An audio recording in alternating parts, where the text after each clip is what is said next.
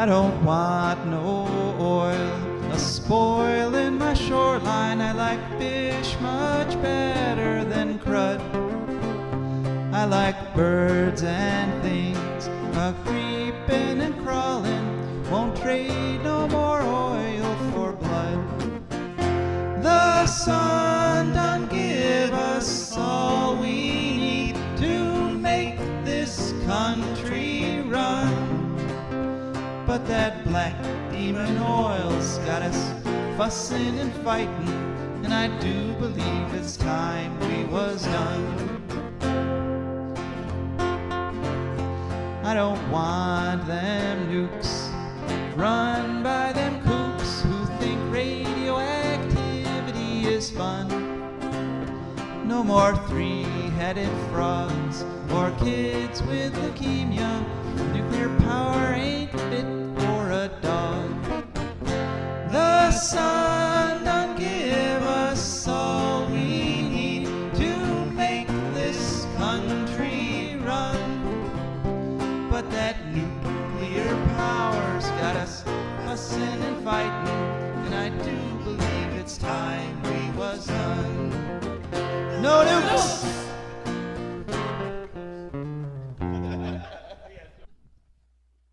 Good morning, Toledo, and good afternoon, Cleveland, and hello to whoever you are, wherever you are, and whenever you are listening on the internet.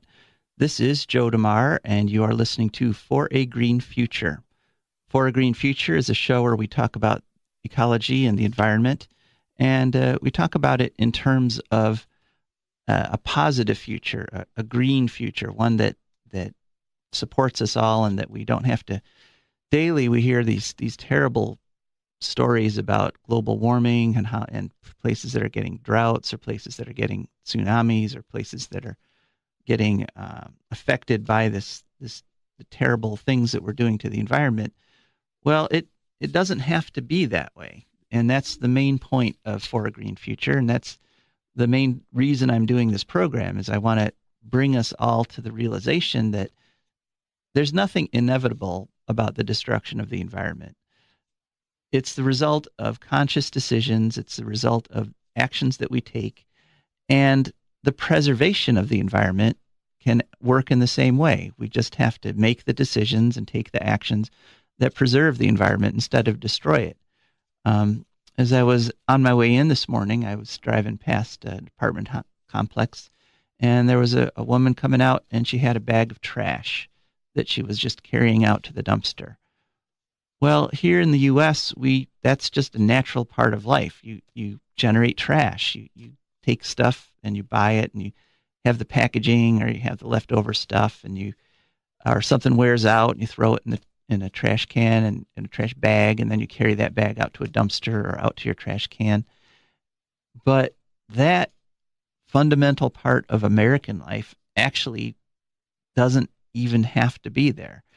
In Europe, especially in places like Germany, they've almost eliminated landfills. They've almost eliminated the idea that you use stuff up and throw it away. They recycle things. One of the main differences between here and in Europe in terms of trash is that a company that creates a package or sells a product is actually responsible for the packaging of that product. So, in other words, you go and you buy your phone, and you've got that box, and you've got the styrofoam that's packed in, and you've got all that literature and stuff. In America, you take out the phone, you unwrap it from the plastic, and you throw all that packaging in the trash. Well, in Europe, you get your product, you take it out of the packaging, and then you fold the packaging up, and it's designed so that you can then just drop it in the mail, and the empty box goes right back to the manufacturer, and they use it for the next phone or the next item that they sell. So, and almost everything we use or make can be recycled if we have the will to do it. We always let the market prices determine if we're going to recycle something or not. Like right now, they say recycling prices on things like paper are so low, it doesn't pay to recycle. Well, it also doesn't pay to fill a landfill. I mean, you're basically taking an area of the planet and you're making it full of trash. And I know they say, oh, well, you just cover it over with dirt and you plant flowers on it and it's all pretty. But that still has the trash under the ground where it's leaking chemicals and things into the water table. Burying something doesn't actually make it go away. I know that's a shock to some people, but it's still there. And I have, you have these moments, these not exactly epiphanies, but you've got these moments in your life where you just kind of remember them. They kind of stick with you. And I had a moment like that when I was in Chicago once. I was out staying in a hotel in one of the suburbs of Chicago, and I decided to go for a little walk. And it was a very highly developed area. There were lots of cars and lots of highways, and there wasn't really anything in the way of a walking trail or a forest or anything. So I was walking along, and I saw an empty landfill or an unused landfill. It had a fence around it. The road to it had a gate that was closed and locked. There was nobody there. There was just this huge mound, about 800 feet high, I think. So I climbed this mound because I'm looking for a little exercise. There's really nothing else to do. I climb this mound, and I get up on top of this 800-foot pile of trash. And I'm thinking about the fact that this trash came from all over the planet. I mean, it's got minerals in it that were mined in Africa. It probably had products in it that were manufactured in China and in Europe and in Japan. And I was standing on top of this mound, and I was looking out, and right across from the mound were all these highways. Was roughly, I think it was a 12-lane superhighway with cars coming back and forth. And all I could hear was the traffic. And all I could see was this mound I was standing on and these roads. And I was thinking, our society really is kind of ill. It's a little mentally ill because all these people are rushing around. And what we're ultimately doing, I mean, if you're looking at us from outer space and saying, what are all those humans doing down there on that planet? What we're doing is rushing around, working as hard as we can and as many hours as we can stand to work, grabbing resources from all over the globe, bringing them here to the U.S. since we take the bulk of the world's resources do come down, doing a little something with it, fiddling with them for a little while in our houses, and then using them to make these gigantic mounds that we then abandon. And so it's kind of like, we're kind of like the mound builders. You could call us the mound builders because the ultimate end of the economy, the way we've got it set up, the ultimate end of a pass-through economy, of a one-use economy, is the creation of these giant piles of trash. And it does not have to be that way. We just have to change a few things. We just have to prioritize the idea of reusing and recycling things. And we can eliminate the landfill, quote-unquote, technology. We can do away with landfills. And once again, this is one of those things where you're like, Joe, how could we possibly do away with landfills? We've always had landfills. I remember going to the landfill as a kid. Well, the thing is that it is being done elsewhere. All these things that people tell you that can't be done environmentally, they're all being done somewhere else on the planet, in some other country or some other community. All these things are possible, and we can make them possible as long as we know that we can do it, and as long as we just work towards it and accept it, and don't listen to the naysayers that say, no, we have to keep things exactly the way they are until our society collapses, until we can't do it anymore. Because that, if you think about it, that is not a healthy, that is not a sane position. And so what do you think about that? 866-240-1065 is the call-in number. We're going to open up the phone lines in about 5 minutes here. 866-240-1065. Could you live in a world without landfills? I mean, can you imagine such a planet there that literally everything you've got and you use, and when you're done with it, you put it you separate it perhaps, and it gets reused again. And so, or you compost it in your own backyard, or you put it in for community composting. So everything can be either reused or composted. And could you live in such a world? Do you want to take those 5 minutes to dispose of something in a way that lets it be reused, or are you like, nope, this is how I want to live. I want to use it once and I want to toss it and I don't want to have to think about it. Let me know at 866-240-1065 in about 5 minutes. We have a good show for you today. We have an interesting guest. His name is Kevin Dragoon, and he's calling in all the way from Oregon. So he's making a great sacrifice. It's 5 in the morning there, not 8 in the morning. And he is the head of a nonprofit organization that promotes the use of hydrogen fuels. And hydrogen fuels are kind of interesting. They're not a source of energy. You can't, it's not like oil where you get energy from the oil and you put it in your car and you burn it. But hydrogen can be used very effectively as an energy storage system, as a way of taking the energy from other sources. And you take water and you break it down into hydrogen and oxygen, and then you have hydrogen that you can use in your cars or to heat your homes. And Kevin's going to tell us all about that when he calls in at 8:15 our time. We also have some updates on some of the legislation that we've been following in this program. HB 6 specifically, the bill that would give a bailout that would forever add money to our electric bills in order to keep the Davis, Bessie, and Perry nuclear power plants going. There's been some developments on that. Of course, we're going to hear from our wonderful, wonderful sponsors at the bottom of the hour. And we have our letter from the future. My great-great-granddaughter, Marie I, writing to us from the year 2299.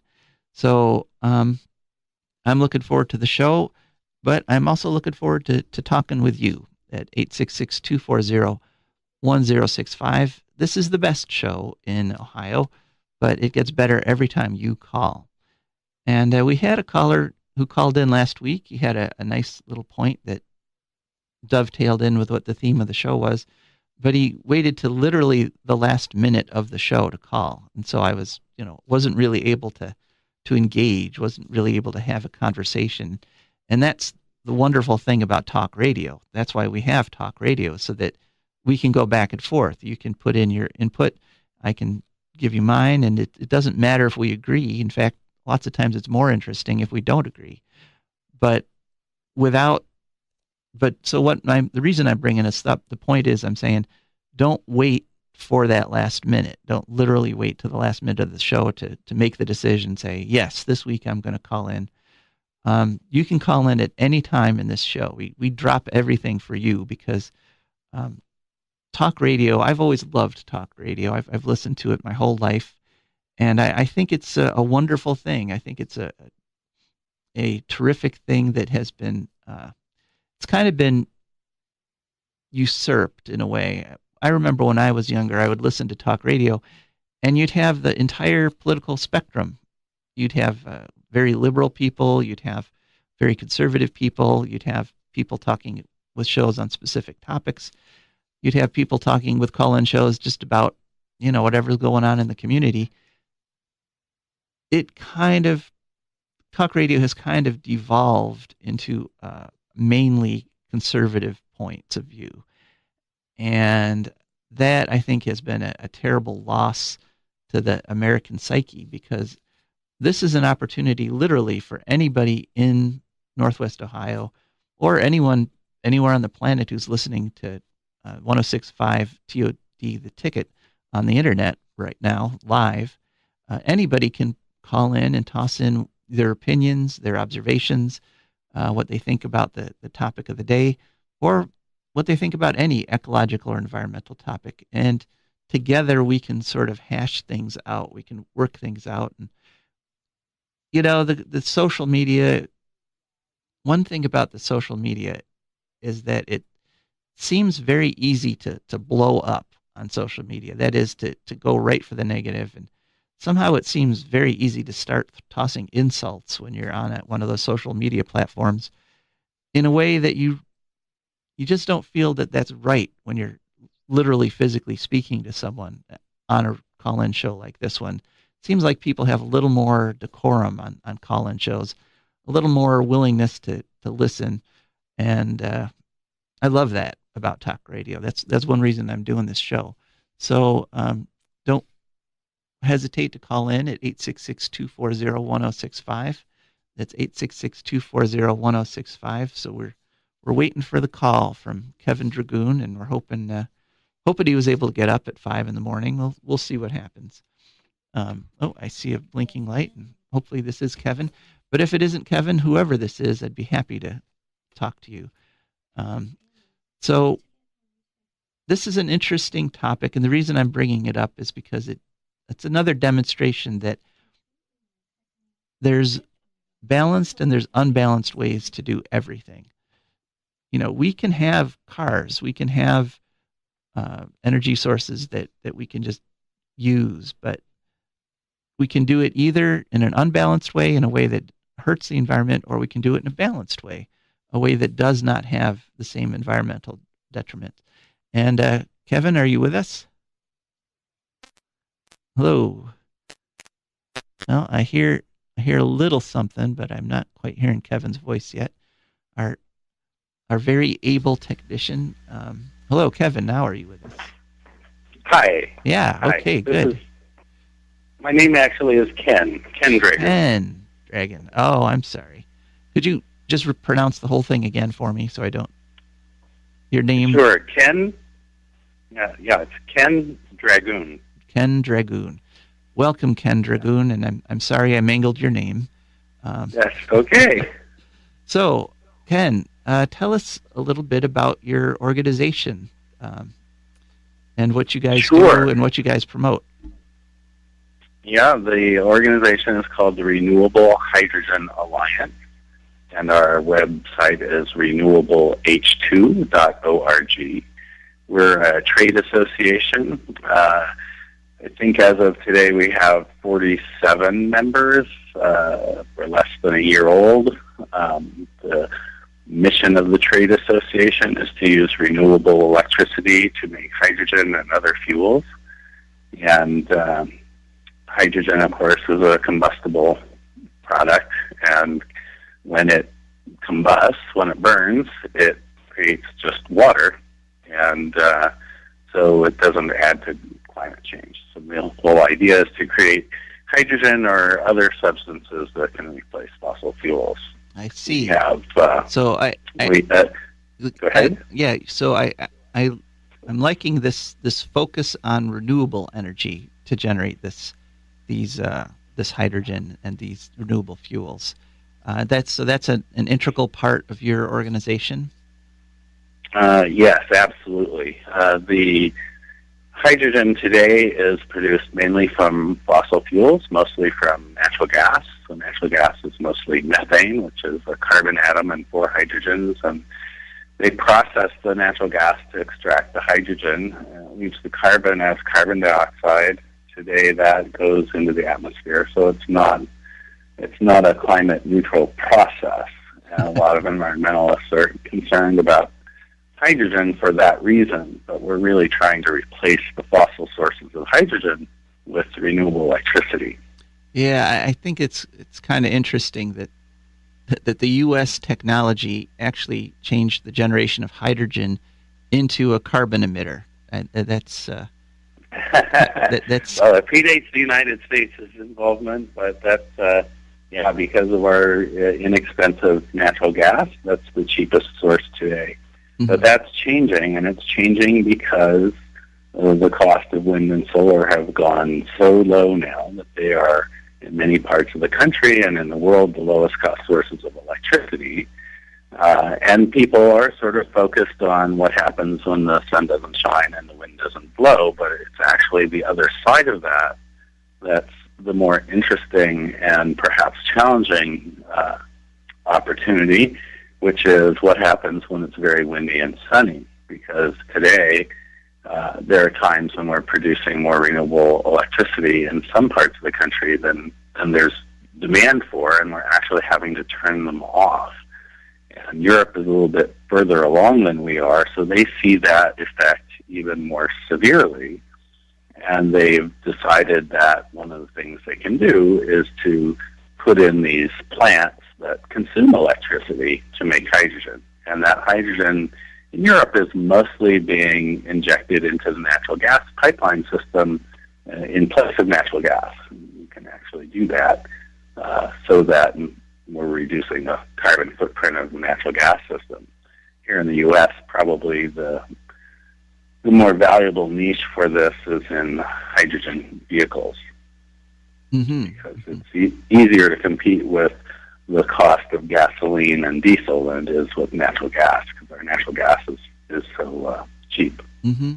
I see, but hydrogen can be directly used to replace the methane that's in all our natural gas pipelines and so forth that we heat our house with. Yes, that's right. Up to about 30% hydrogen. There's really no noticeable difference. Beyond 30% in the pipeline system, then you may have to change out your burners, because hydrogen has less energy in it per cubic foot of hydrogen versus natural gas. So you start noticing some degradation in your services without changing the burners, basically burning a larger volume of gas to get the energy that you need. But up to 30%, no change is needed. But also, if you take hydrogen, you can actually combine it with carbon dioxide, which can come out of the air potentially, or from some other environmental source like biomass, and make methane, basically synthetic natural gas, and then it can be completely substituted for natural gas.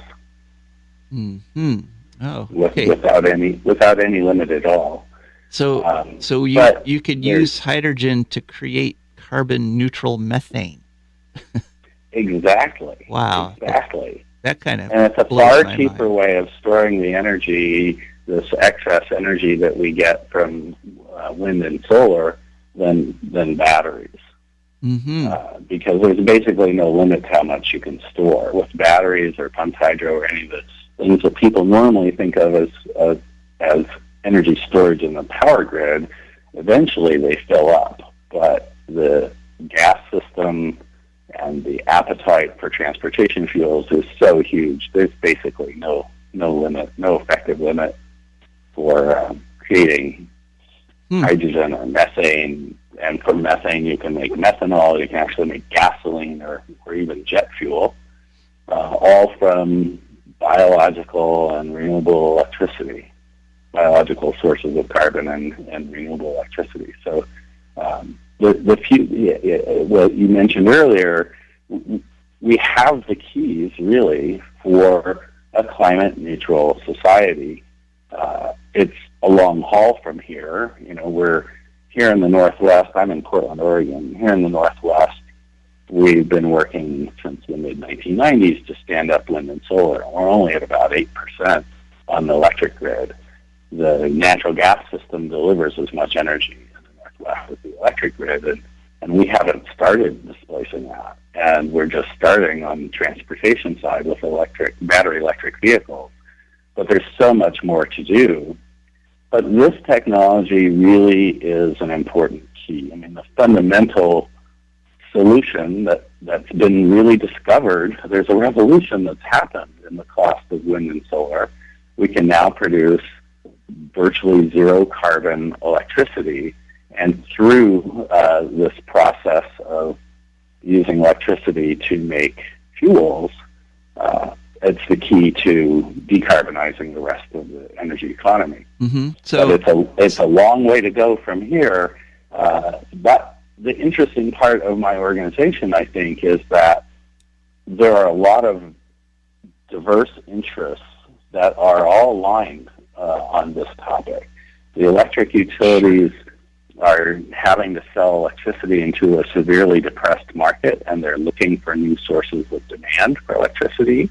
The natural gas companies understand that they need to reduce their carbon footprint, and this is probably the only way to do that at the kind of scale that's needed. Biogas is another possibility, but it's sort of limited by the availability of the biological materials. This is sort of unlimited. Well, Ken, let's back up a touch here. You mentioned fundamentals, and I just wanted to remind the audience, if you have any questions for Ken, you can call in at 866-240-1065. That's 866-240-1065. Fundamentally, what are we talking about here? Fundamentally, how do you get the hydrogen that you want to use to replace all this carbon? What's the process? An amazingly simple process at its heart. It was discovered more than 200 years ago. In fact, it was discovered just a few weeks after the discovery of the electric battery in 1800. And there's a YouTube video. I do not recommend anybody do this, but there's a YouTube video, a guy with, I'm sure it's a guy, with a clear plastic, like Dixie cup with some water in it. There's probably some baking soda mixed into the water that you can't tell. It just looks like clear water. And he drops one of those 9-volt transistor radio batteries, I'm dating myself, those rectangular, boxy-looking batteries, into the cup. And when he does that, you start seeing bubbles emerge from the two sides of the battery, the two electrodes. And coming up off of one of the electrodes is oxygen, and coming up on the other side is hydrogen. So we're basically just splitting the water, H2O, into the H2s and the O's, and it takes energy to do that. But that's as simple as it is. It's two wires in a bucket of water with a direct current going through it, and it splits the water. There's a more advanced... I also have a two wires in a bucket story that might help you illustrate this. I have an annual Earth Day party on April 22nd every year, and what we do is I have a solar panel, a 75-watt solar panel. It's kind of old. It's about 20 years old, actually.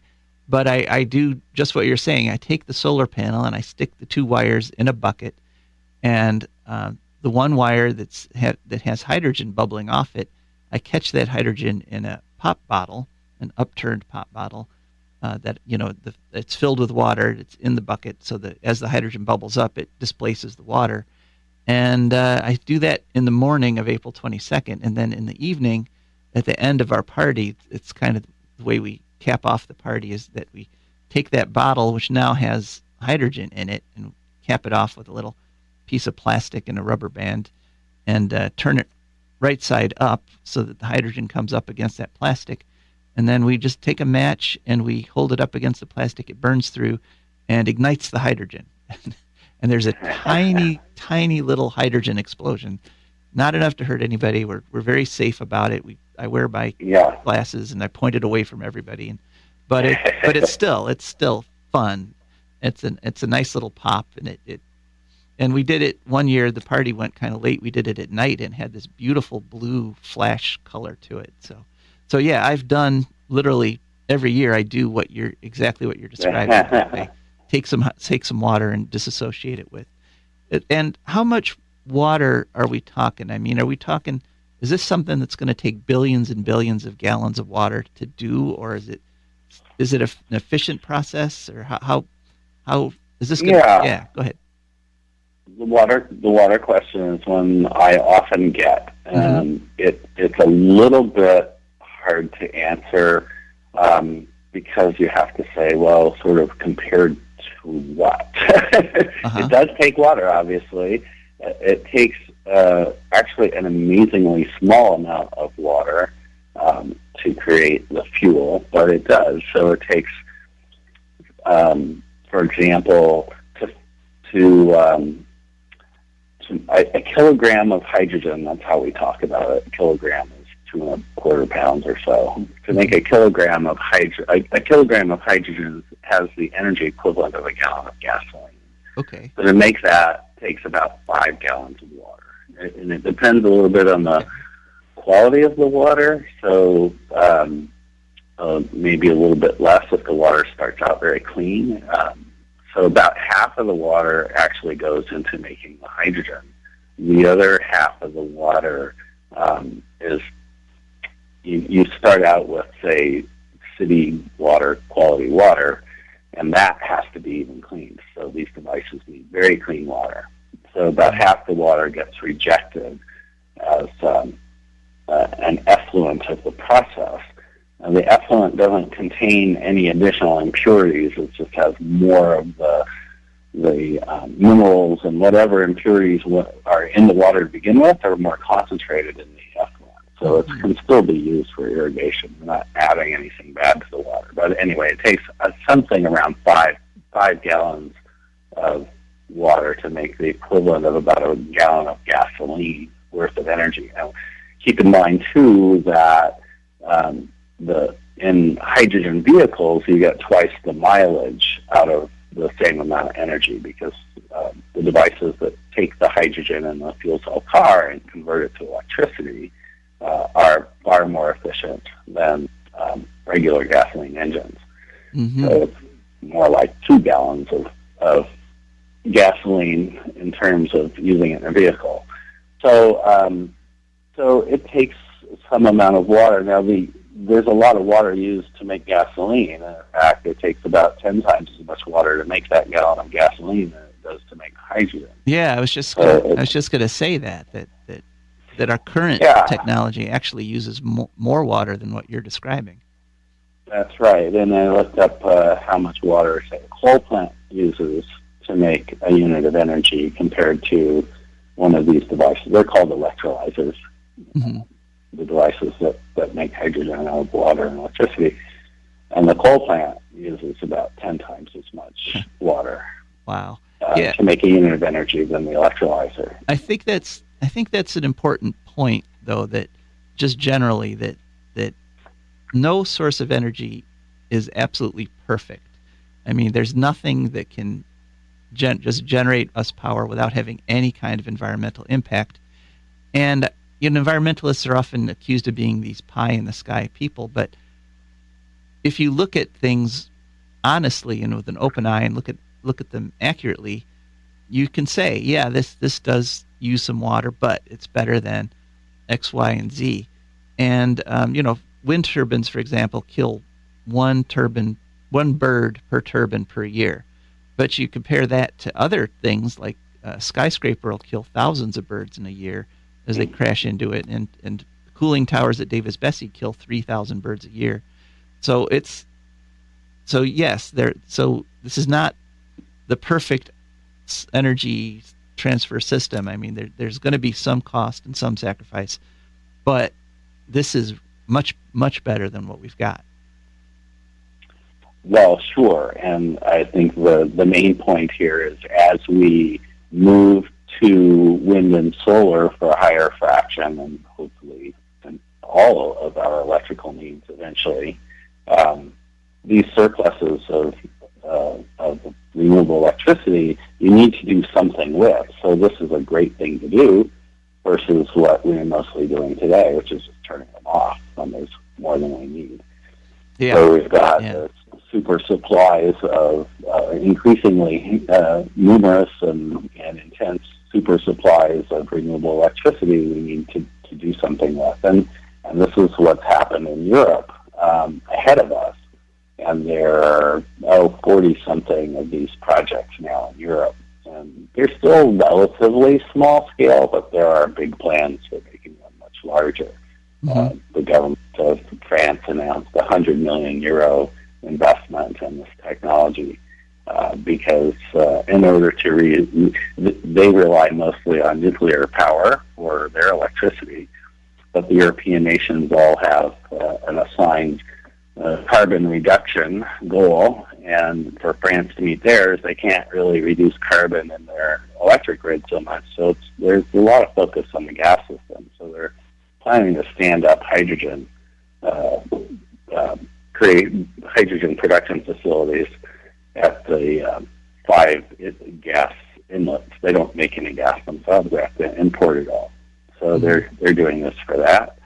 We have hydrogen is new in many parts of the country. I understand that SARTA, the Rapid Transit Authority in the, I think, Cleveland and Toledo area. Is SARTA familiar to you? Well, we have TARTA, which is Toledo. Okay. But, well, SARTA is somewhere out there, maybe in Columbus. I'm not sure exactly where. They have a handful of hydrogen buses. In fact, we're having a symposium here in Portland tomorrow, and one of your buses is coming out here for display. So that's very exciting. Did they drive all the way from Ohio to?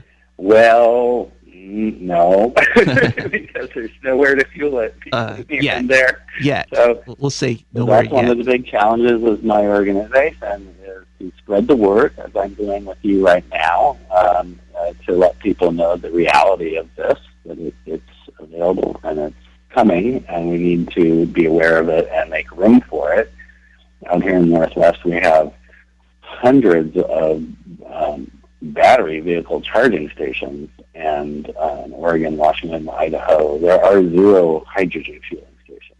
There are, I forget the number, about 39, I think, hydrogen fueling stations in California to service about 6,000 cars that are hydrogen vehicles that are on the road in California. Both of those numbers are going to increase, but we need to increase that everywhere. And the battery vehicle charging stations were financed by the VW, the Volkswagen settlement money. Oh. And we need something similar to that for the hydrogen side, so we can get these hydrogen vehicles up. And it's key. I mean, we don't really have a choice. If we're going to rely on wind and solar, we need to do something with those super supplies when they occur. This is it. We're going to make hydrogen. And, vehicles is one thing, pipelines is another, but, today the country already produces 10 million tons of hydrogen a year for industrial processes, mostly refining oil and making ammonia, and some is for steel and semiconductor manufacturing. All of that virtually comes from fossil fuels today, and we need to, if we're going to decarbonize the economy, we've got to decarbonize that. So this is coming, and as it does, as they stood up these plants in Europe, the costs have fallen through economies of scale. So, there's been a lot of talk about hydrogen for a long time, but you mentioned efficiency. It's not a hugely efficient process. About 70% of the electrical energy into one of these devices shows up as hydrogen.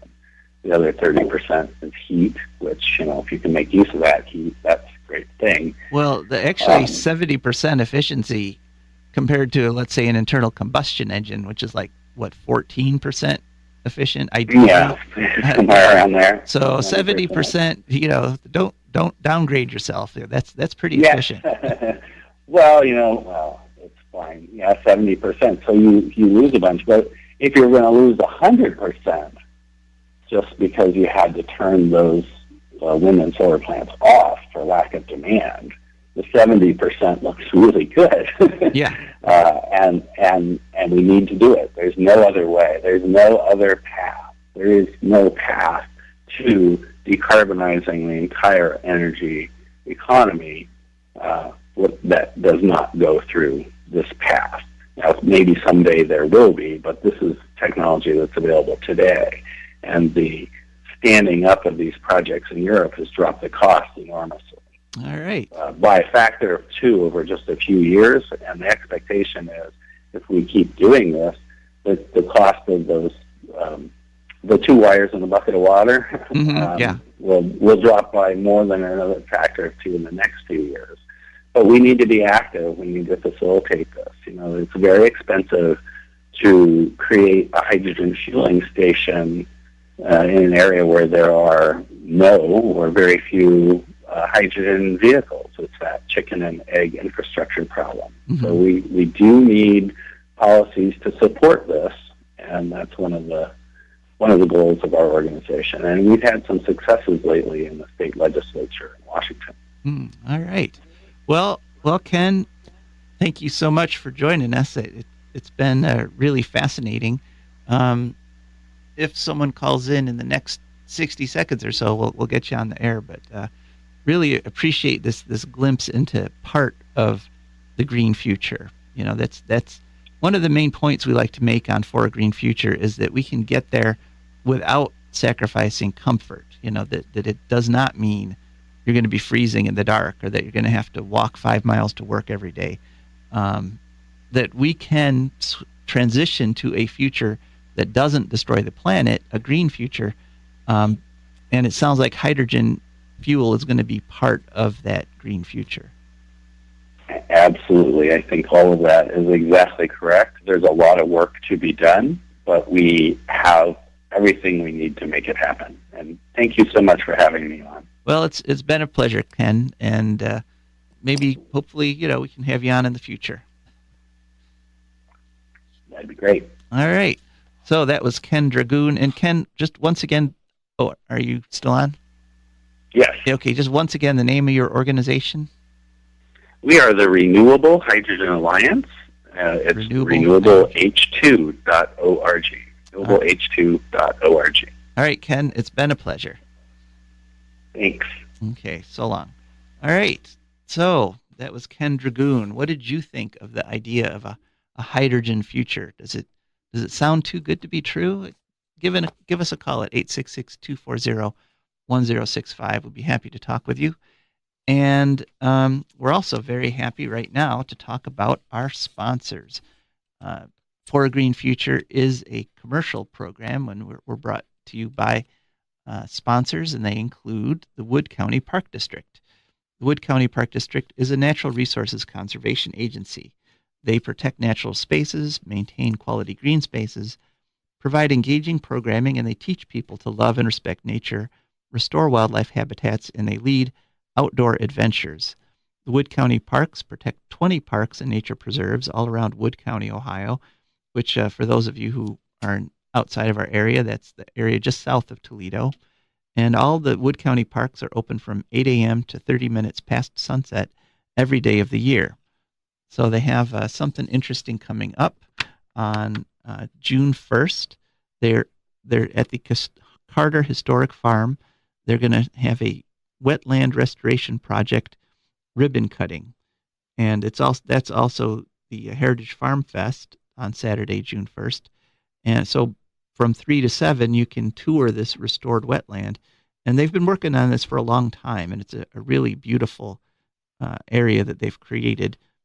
Kind of a reminder of the Black Swamp, which is what all of the Northwest Ohio used to be, an incredibly dense swamp wetland that was incredibly rich biologically. And we kind of went and quote-unquote tamed it, turned it all into farm fields with lots of tiling and things like that. But they've restored just a little piece of it so you can get just a taste of what things used to be like. And the Wood County Park District did that in cooperation with the Black Swamp Conservancy. And if you'd like more information about this, you can email the director of the Black Swamp Conservancy, Rob Crane, at director@blackswamp.org. And if you want more information about the Wood County Park District and the things that they do, you can find them on the web at wcparks.org. That's wcparks.org. And there you can download an app that will keep you updated on what the parks are doing and all kinds of. They have an incredible number of programs and different things you could do, everything from rappelling to wildflower walks to looking at the stars. And they're just constantly doing stuff down there at the Wood County Park District.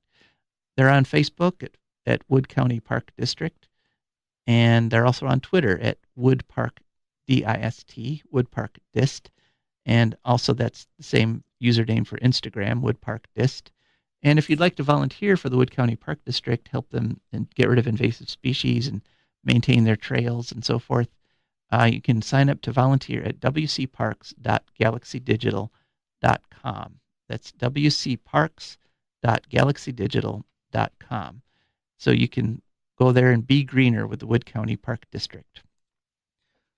All right. Our other sponsor of this hour is DeMar Consulting. DeMar Consulting is a computer consulting company. The difference is that they are for the individual user. They will come out to your home and help you with your computer problems. So if you've got a computer that, for example, just won't update for some reason, or a computer where it has all of a sudden stopped communicating with your printer and you can't print anything out, and you've got to go to the library or go to the office if you want something printed, DeMar Consulting will come out and help you solve that kind of problem. They're available on the web at demarconsulting.com. That's DEMARE, and then the word consulting.com. And they're also available. You can call or text them at 419-973-3000. That's 419-973-3000. And everyone at DeMar Consulting has a degree in computer science, so you know that they know what they're doing, and they can help you with any home problem. Maybe it's time to get a new computer. They can help you pick one out that does what you need but doesn't do too much. So that's demarconsulting.com. Those are our sponsors. And let's see, it's about quarter till. We got about 15 minutes left in the show. Still plenty of time to call in at 866-240-1065. 866-240-1065. Don't wait 13 minutes to call in during the last minute. Go ahead and start dialing right now, and we'll be happy to get you on. Now, one thing that I wanted to do today, as we do pretty much every week, is we've been following some environmental issues, some things that are going on down in Columbus that can affect us. And one of the ones that we're following is House Bill 6. House Bill 6 is a proposed law that would give bailouts. They would add charges to the electricity bill of everyone in Ohio, and that money would be given to, most of that money would be given to First Energy for the purpose of keeping their nuclear power plants running. Now, there's nuclear has been steadily lobbying a lot of organizations. They've been steadily trying to convince a lot of quote-unquote eco-organizations that we have to have nuclear power in order to get around climate change, that we have to maintain it as a quote-unquote carbon-free energy source. Well, there's a couple things wrong with that. One thing, nuclear plants do increase what's called eutrophication. That is, they warm the water of whatever lake or river they're emptying their wastewater into. And that warm water is very conducive to having algal blooms. It makes the algae grow faster. And when that algae dies, it goes down to the bottom of the lake or the river, and it decomposes, and that releases methane. That releases that CH4 that Ken Dragoon was talking about earlier. And methane is a much more potent greenhouse gas than carbon dioxide. Just a little bit of methane will trap heat as effectively as a whole bunch of CO2. So no, nukes aren't a purely carbon-free source. But the big thing is we don't need them anymore. As Ken was saying, wind and solar have been coming online, and they're finally getting that economies of scale that cause prices to drop so much. In fact, over the past 5 years, the cost of wind and solar have dropped about 70%. So, I mean, 70% is on the way to being, to costing next to nothing. So and as Ken also pointed out, wind and solar are now the cheapest form of generation, cheaper than even natural gas. And so nukes can't compete. So if we had a marketplace, an actual competitive market, nukes would already be closed. But Davis-Besse has already gotten something like $5 billion in bailouts and support over the past 5 years or so. First Energy keeps coming back to the legislature and saying, we need money to keep going, and the legislature keeps giving it to them. So now they've created HB6, which is an eternal bailout. It would be a forever charge on all our electric bills. And this bill, it went through the subcommittee, and I testified against it when it went through the subcommittee. Now it's gone to the main energy committee, and it hasn't yet gone out to the floor, to the whole legislature. So the main committee is working on modifying it, and both the Democrats and Republicans are coming up with modified versions.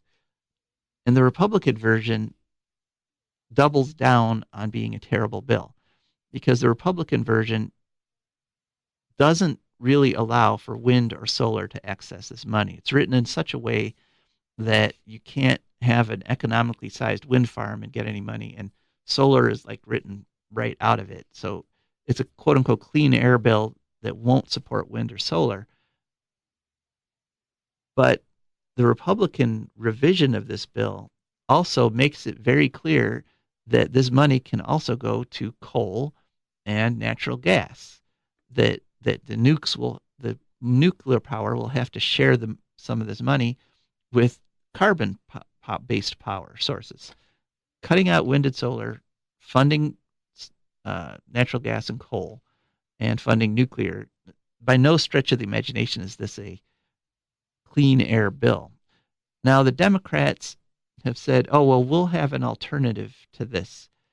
And the problem is they have not yet actually written this alternative. They've just sort of articulated some ideas and called it their plan. But so their plan would be some improvement on the original bill. They would, for example, get rid of the setback law, which has outlawed wind farm development in Ohio since 2014. So they'd get rid of that law. They'd keep the efficiency standards, which are great. They've saved businesses in Ohio like $5 billion over the past 5 years and created literally tens of thousands of jobs. So their bill would do those things, but it keeps the heart of the proposal. It keeps the forever charge on all our electric bills to keep Davis, Bessie, and Perry running. And I am the political director of the Ohio Green Party, although on this program I don't speak for the Green Party. I only speak for myself, and the same with all my guests and everyone who calls in, and including you at 866-240-1065. We're all just speaking for ourselves here. But speaking for myself, I have seen a legislative strategy played out many times and with many bills and many legislatures, and that is that you ask for more than you want. So, for example, the Republicans, what they want is a bailout for Davis, Bessie, and Perry. And if you just present that to people by itself on its face, most people will say, no, I don't want an extra charge on my electric bill to keep nuclear plants running. And especially once they learn about how cheap wind and solar have become and how practical they are, they really don't want it. So what you do is you threaten 10 terrible things. You threaten, okay, well, we're going to get rid of the efficiency standards. We're going to give money to coal and gas power. We're going to get rid of pollution laws that prevent more coal plants from being built. You toss in all these terrible things, and so now you've tossed in like 5 terrible things on this legislation. So all people get up in arms, there's huge battles, there's public hearings, and you allow yourself to be convinced not to do 4 out of the 5 terrible things. You're like, okay, after all this hoopla, we'll keep the efficiency standards. All right, we won't give money to coal power, but we're going to keep the forever bailout for nuclear power. And that's how you do things. That's called hardball negotiation. That's a standard business practice. This is how Trump made his billions, allegedly, is by offering really terrible deals, then coming back. And essentially what you do is you force your opponent to beg for the terrible thing that you want to do to them. They're making environmental organizations say, okay, well, all right, you can have the nukes, but don't get rid of the efficiency standards, and don't do this and don't do that. But all they really wanted from the beginning was the bailout for the nukes. So I'm talking with people in Columbus. I've got calls in to the head of the minority leader in Columbus and the head of the the Democratic co-chair of the Energy Subcommittee. And as I said, the Democrats haven't actually drafted their alternative yet. So there's a chance, there's a slim chance that they're going to say, you know what, you don't get anything. We're not going to give the nukes their bailout, and you're not going to remove the efficiency standards. There's a slim chance that they might actually stand up for the environment, but we're going to have to wait and see. All right, so anyway, wow, talked too long about that. Now I've got to rush through the letter from the future. This is a letter from my great-granddaughter, Marie I., who's living in the year 2299 on the Kola Peninsula, and she's a bacteriologist as part of a project that is taking the nuclear waste from our time and injecting it deep into the earth, so that very deep into the earth. So it's actually, every Sunday morning, there's a flash of photons next to my bed, and poof, there's a letter from the future. So here it is. Dear great-great-grandpa, this has been a very odd week for me in 2299. I took 4 days off from work to join Igor with his Sami tribe as they migrated with the reindeer herds. I went to accept his proposal, and I wasn't really sure what to expect beyond that. I had to take a plane and then a solar-powered snowmobile to catch up with the tribe. As we were zipping along on the nearly silent snowmobile, I was thinking about the gas-powered snowmobiles of your time. I've seen video, and they were so noisy, how could you hear yourselves think? I had lots of time to think as we were zipping along, but I wasn't ready for what I found. Igor greeted me as if we had just left each other a few minutes ago, not a few months ago. We immediately fell into the rhythm of the migration. We walked almost all day, but I was only actually with Igor a short time. I ended up walking with the women and found myself falling into the role of a biga. That is, I helped with the children, I helped cook, and I helped set up and clean the lavo. Those are the reindeer hide tents that the Sami sleep in. It was surreal. I don't speak the Sami language, but I felt like I was beginning to understand a lot of what was going on, and I did pick up a few Sami words, but I realized I had no idea of the depth and difference of the Sami culture. Igor and I had always related to each other individually, and he had visited me, but seeing him in his own world was to see a whole different person. Well, not really different. In some ways, he was still the same patient, caring, funny person I know, but he was also a piece of something different. He was a part of a functioning community, and every single person belonged and had a role in that community. And so did the reindeer, and the dogs, and the trees, and the lichen growing on the trees. He wants me not just to marry him, but he wants me to become part of that community. He wants me to leave my job at the nuclear waste disposal project. I had thought that we would each keep our own worlds and just get together when we could. Now I'm unsure of what to do. Again, I didn't actually accept his proposal. I always seem to be confused when I write to you, Great-Grandpa, but writing you does help. Thanks, and keep working for a green future. I'm living in it, and I'm grateful. Have a good day. Your great-great-granddaughter, Marie I. All right, so that was our letter from the future. And it's a hopeful letter in a hopeful future. And Marie thanked me for continuing this show. And I want to thank you because I love doing this show. I can't stress enough just how much this means to me to be able to come on and talk to you every week and tell you about the possible green future. We heard from Ken Dragoon, and he demonstrated once again that there's nothing technically stopping us from having a clean energy source, from having a sustainable future. The only thing that is preventing us right now are politics and the will. And hopefully we'll be able to change that. So I want to thank you. I want to thank our wonderful technician, Raven. She did a great job today. And I will be back next week with For a Green Future. All right, and for those of you listening on the internet, I've been asked to invite you to the Friends of the Mahoning River 8th Annual River Fest. That's Sunday, June 2nd, 2009, from noon to 5 p.m. Go to B&O Station. That's at 530 Mahoning Avenue in Youngstown. Sounds like a lot of fun.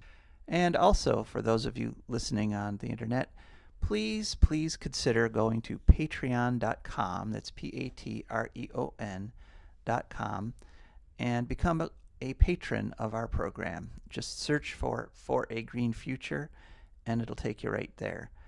And just a few dollars a month will help us immensely in keeping this show on the air. Thank you very much.